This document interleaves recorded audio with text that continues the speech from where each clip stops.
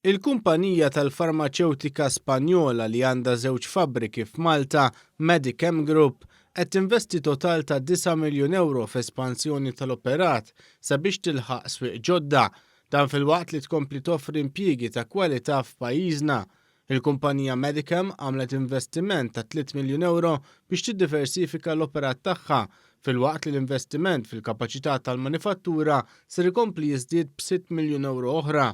Il-kap eżekuttiv tal-kumpanija Medichem, Elizabeth Stampa, stqarret kif dan l-investiment f'pajjiżna kien il-pass naturali għall-kumpanija, dan fil-waqt li ringrazzjat lill-Gvern Malti u l-Malta Enterprise tas-sosten tagħhom.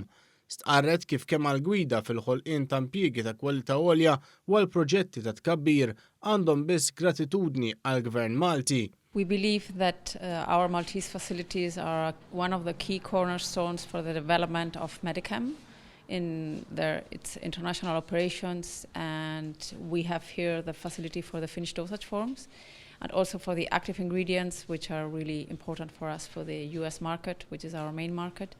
So it made absolutely clear sense for us to invest here in Malta.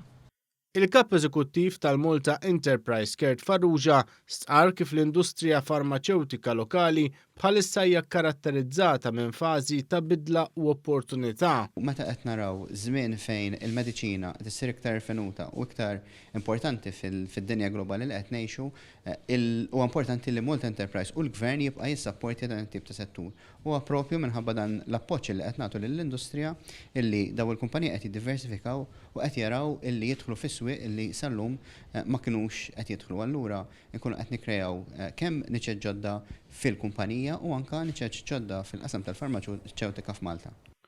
Waqt żjara fil-fabbrika f'Ħalfar, il-Ministru għall-Intrapriżi Mirjam Dalli qalet kif fi żmien meta d-dinja għaddejja minn pandemija, il-Gvern baqa' jinċentiva aktar lin-negozji sabiex mhux biss ikomplu jħaddmu lil ħaddiema iżda wkoll ikomplu jinvestu, jikbru u jiddiversifikaw